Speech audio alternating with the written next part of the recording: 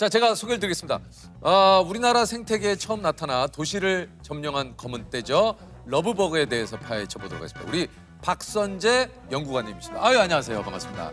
반갑습니다. 어서 오십시오. 안녕하세요. 직접 소개 좀 해주시죠. 예, 안녕하십니까. 저 국립생물자원관 대발생 연구팀 박선재 팀장입니다. 예, 반갑습니다. 말 그대로 대발생하는 벌레들이 요즘 좀 많아졌어요. 네. 저희가 지금 아까 얘기했던 이제 러브버그, 네, 뭐 그 외에도 또 굉장히 많죠. 맞습니다. 지금 아마 기억하실 겁니다. 그 야구장 있어요. 팅커벨 예, 예. 얘네들이 이제 동양 하루살이라고. 그 몸에- 왜냐면 투수분들이나 타자분들 예, 머리 위에, 맞습니다. 예.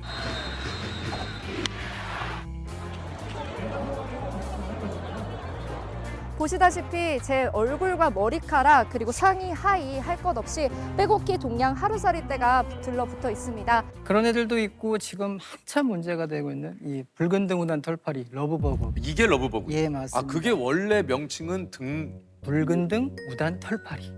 붉은 등? 그럼 러브버그라고는 누가 지은 건가요? 러브버그라고 하는 것은 아마 보시면 알 텐데. 잠깐만요. 갖고 있어요? 어휴, 여기다. 어우, 이게 얘가 지금 러브버그인데 아우. 자세히 그 보시면 붙어 있네요. 맞습니다. 얘네들은 짝짓기를 하고 이 상태로 알 낳기 전까지 계속 붙어 있어요. 알 낳기 전까지 계속 붙어 있어요? 네, 그렇습니다. 그 이유가 있습니까, 이렇게 하는? 그래서 이제 이름이 러브버그인데 네. 그 이유는 수컷이 암컷하고 이제 짝짓기를 하고 암컷이 알을 낳아야 되는데 수컷이 알을 그 짝짓기를 하고 이제 떠나버리면 다른 또 수컷이 암컷에게 달라붙어서 짝짓기를 하면 내가 애써서 남긴 유전자를 빼앗길 수도 있기 때문에 그래서 계속 붙어 있는 거예요. 그렇습니다. 야, 근데 이게 보면은 암수가 이게 크기가 좀 차이가 있는 건가요? 보통 보면 암컷이 수컷보다 조금 더 커요. 네. 암컷이 더 커요. 네네네. 아. 그리고 앞으로 이렇게 전진하고 있는 것이 암컷, 끌려가는 게 이제 수컷. 야, 이 계속 그 수컷들은 거꾸로 이렇게. 맞습니다. 그럼 이 친구들은 수명이 어떻게 됩니까? 수컷 같은 경우는 한 3일에서 5일? 어? 그러니까 얘는 나와서 짧네. 그냥 짝짓기를 하고 죽을 때까지 그냥 붙어만 있다고 생각하시면 되고요. 암컷은 이제 짝짓기를 하고 난 후에 하루나 이틀 정도 더 알 낳는 시간을 갖고 바로 죽습니다. 그럼 또 그렇게 생각하면 너무 생애 주기가 짧네. 딱 일주일 정도 살고 또 알 낳고. 이렇게 야, 그러면 야. 야, 어떻게 옛날에 안 보였다가 이렇게 보이지, 진짜. 이게 1934년도에 이제 중국 남부 지방에서 신종으로 이제 발견 보고가 됐는데 이게 1930년대에 발견된 종이에요. 사실 우리나라 같은 경우도 2018년도에 인천에서 최초로 보고된 사례 기록이 있어요. 있어요. 네. 이제 해외 무역을 통한 그런 과정에서 아마 얘네들이 유입됐을 것이다. 그렇게 간주가 되고 간간히 몇 마리씩 이제 분포 기록이 있다가 2022년 갑자기 나타났어요. 은평구, 예. 고양시 맞아요. 그때 사람들이 이제 경악할 정도 수준의 러브버그가 창궐을 하게 됐죠. 서울 서북부와 경기 고양시 일대에 난데없이 벌레떼가 출몰했습니다. 길거리도 불편하고 어디 나오는데 아파트 단지 내에서도 수없이 많아요. 이게 북한산 그 영상이 가장 그 유명하잖아요. 이게 여기 100군데 정상인데 100군데 정상 속에 벌레들이 가득합니다. 그 얘네들의 특징이 이게 좀 손으로 휘둘러도 잘 안 날아가요. 붙어가지고. 그 보통 다른 파리나 모기들은 이렇게 툭툭 날아가요. 치면 날아가는데 얘네들 같은 경우는 저도 이제 곰곰이 좀 생각을 해봤는데 얘네가 원래 이제 산림에서 사는 곤충인데 도심으로 와서 사람들을 보고 아마 사람으로 인식을 좀 못하고 있는 게 아닐까 싶은 생각도 들어요. 그래서 사람들의 얘네들도 좀 느껴야 되는구나. 좀 밟히고 죽어보고 그래야지 정신을 차리지 않을까. 여기가 얘네도 좀 뜨거운 맛을 봐야 여기가 호락호락한 데가 아니구나. 그렇게 되기를 저희도 기대하고 있습니다. 얘네 모르는구나. 이게 아직 우리 인간의 맛을 모르네. 얘네가. 뜨거운 맛을 모르고 있는 말씀. 또 지금 제가 봤을 때 에너지를 서로 쓰고 있는 상황이니까 이게 그래서 예, 그럴까요? 그럴 가능성도 있고 두 마리가 같이 다니면서 또 비행을 속도가 하니까 좀 늦어지고. 네.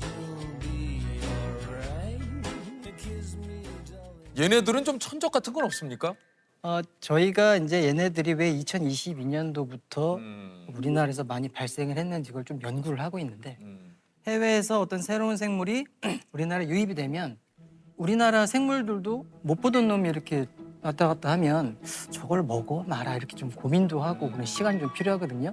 생태계의 다른 생물들도 얘네들에 대해서 지금 먹어야 되나 말아야 되나. 네. 아, 아마 자기들끼리도 그런 고민 좀. 기간이 있지 않을까. 아. 얘네들 우리한테 피해를 주지는 않습니까? 이제 네. 뭐 문다거나 예를 병균을 들면 옮긴다거나. 없습니까? 얘네 같은 경우는 애벌레 유충이 이제 땅에 살잖아요. 근데 땅에 있는 낙엽 낙엽을 이제 분해를 하거나 그 부유물들을 먹어서 쉽게 표현하면 이제 땅 속의 지렁이와 같은 그런 역할을 좀 담당을 하고 있고요. 성충으로 사는 그 한 일주일도 안 되는 짧은 기간에는 꽃에 얘네들이 모여들어서 꽃에 이렇게 화분을 매게 해주는 그런 역할을 하기 때문에 저희가 이제 얘네들을 생태계의 익충이라고 이제 표현을 하고 있습니다. 얘네가 생태계는 익충이에요? 익충이구나. 생태계는. 하지만 너무 많이 그러니까 이게. 발생을 하기 때문에 그러니까 문제는 이게 지금 개체수인 거네요, 그러면. 예 맞습니다. 아니 이게 좀 러브버그를 뭐 이렇게 좀 못 오게 하는 방법 같은 건 좀 없습니까? 이제 얘네가 생태를 좀 관찰하다 보면 불에 이렇게 좀 잘 이끌리는 습성이 있어요. 불에. 네네. 보통 그래서- 벌레들이 좀 그렇잖아요. 예 맞습니다. 그래서 생활 주변에 있는 조명을 좀 최소화하고 보면 이제 흰색 옷 같은 거에 되게 잘 달라붙거든요. 그래서 밝은색 옷에. 네 맞습니다. 왜냐하면 얘네 성충이 꽃을 좋아하는 그런 습성 때문에 좀 밝은색, 화려한 그런 것들을 좀 좋아하는 습성이 있어서 민감하신 분들은 외출할 때 좀 되도록 어두운 색 옷을 입는 것을 좀 권장을 드리고. 어두운 색을요. 예 예.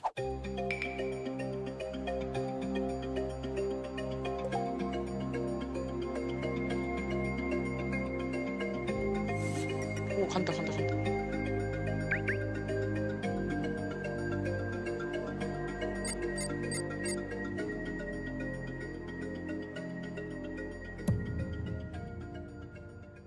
요게 자동차 배기가스를 좋아해요? 얘네가 이제 유충식에 보면은 땅 속에서 낙엽을 이렇게 분해한다고 했잖아요. 그러니까 이 낙엽이 분해하면서 나오는 그 냄새 그런 것들이 배기가스에서 나는 그런 냄새하고 유사하기 때문에 얘네들이 그걸 어떤 먹이나 좋아하는 그런 걸로 인식을 하고 거기에 집중적으로 모이는 그런 자동차 경향을 배기가스에. 보여요. 예. 야 신기하다. 진짜 신기하다. 아니 그 이제 러브버거처럼 우리나라의 각 시기별로 대발생하는 근데 가면 갈수록 뭐 아까 얘기한 대로 이런 러브버거도 그렇고 야구장 팅커벨도 뭐, 그렇고. 예. 네. 저건 또 뭐야 하는 벌레들이 정말 점점 늘어나더라고요. 많은 분들이 기억하실 텐데 예전에 이제 인천 수돗물에서 뭔가 깔따구 유충이 아, 발견됐다 하는 그 깔따구 뭐야? 저거요? 아, 지금 등장하고 있는데요. 이거 뭐야 이게? 이거 뭐야? 아유. 뭐야 이거? 이것도 뭐 이거 봐 뭐야? 대벌레입니다. 이거 본 것 같아요 뉴스에서. 예. 이게 이제 2020년부터 좀 대발생해서 문제가 됐던 대벌레고요. 나뭇가지를 닮은 벌레죠. 대벌레가 지난해에 이어 올해도 급격히 늘고 있습니다. 식물 줄기가 길게 드리워진 것처럼 보이지만 조금씩 움직입니다. 나뭇잎은 온통 갉아먹혔습니다. 나무의 잎을, 잎을 네, 갉아먹기 갉아먹으니까. 때문에 그렇죠. 심하면 거의 뭐 나무가 벌거숭이 될 정도로 먹어치우는. 엄청나게 먹는 애들. 예. 얘는 뭐예요? 아까 제가 말씀드렸던 수돗물에서 이제 문제가 됐던 요 깔따구. 이거 네. 예. 이름이 얘는 노랑털 깔따구. 깔따구. 노랑털 깔따구라는 종 이름인데 얘가 우리나라에서 가장 흔한 깔따구 종류예요. 이거 많아요. 모기와 비슷한 생김새를 가진 깔따구라는 날벌레인데요. 주민들은 매일 저녁 깔따구 떼 습격에 불편을 호소하고 있습니다. 우리 인간에게 뭐 주는 뭐 그런 건 없는 거죠. 깔따구 같은 경우는 생태적으로 굉장히 중요합니다. 이건 왜 중요합니까? 얘는 이제 얘의 애벌레 유충이 얘 또 이제 물 속에 사는데 물 속에서 사는 애벌레 중에 한 50%가 얘의 애벌레라고 생각하시면 돼요. 그래서 물 속에서 이 깔따구의 애벌레가 없어지면 수중 생물들이 다 먹을 거리가 없어져. 그렇죠. 야 이게 다 생태계를 위해서.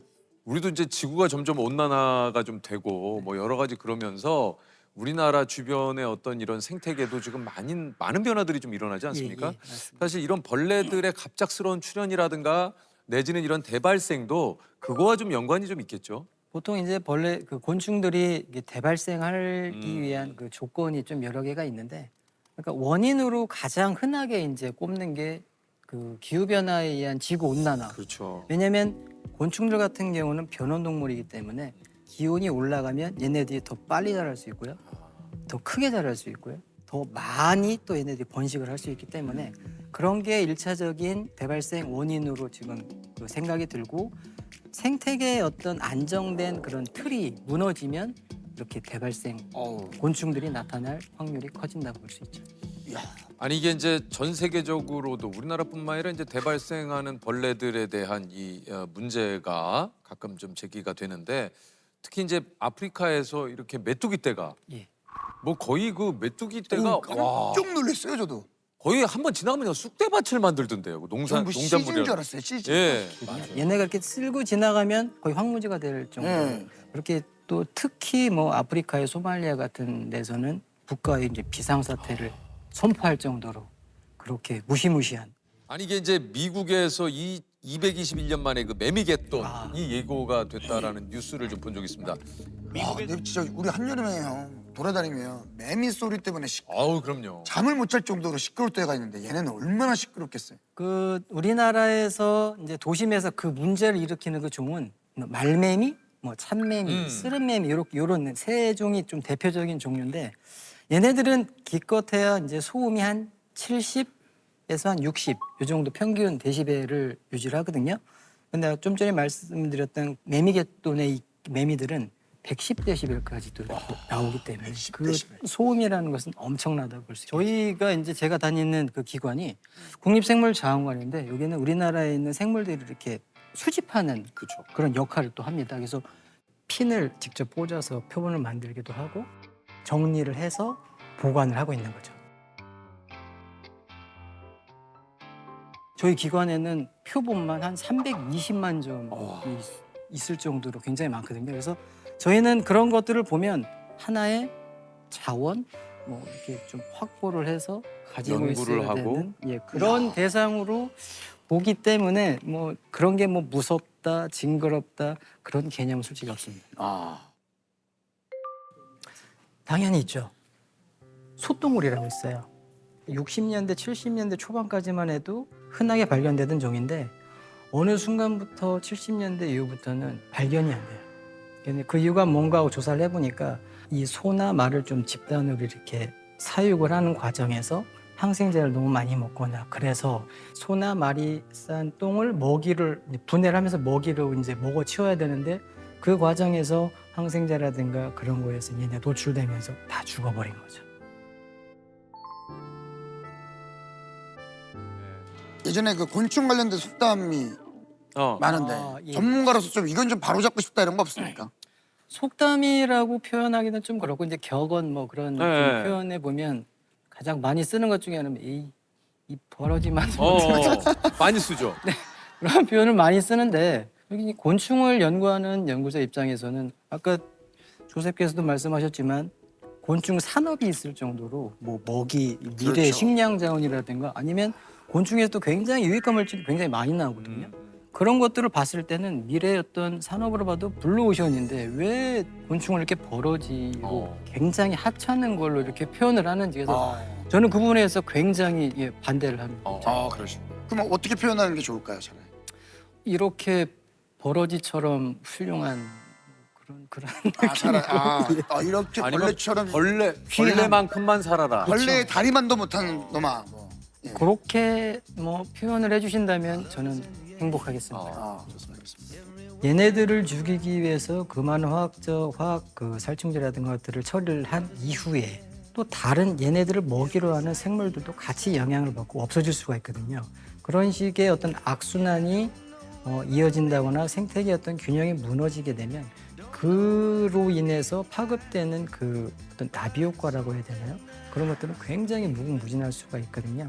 얘네들이 이런 식으로 발생을 하게 된 어떤 원인이 있을 테니까 조금 힘들더라도 그 정확한 원인을 파악을 하고 좀 현명한 관리 방안이라든가 대책을 세울 때까지는 자연의 일원이라는 그런 공존의 의식은 좀 가져주셨으면 하는 그런 작은 바람이 있습니다.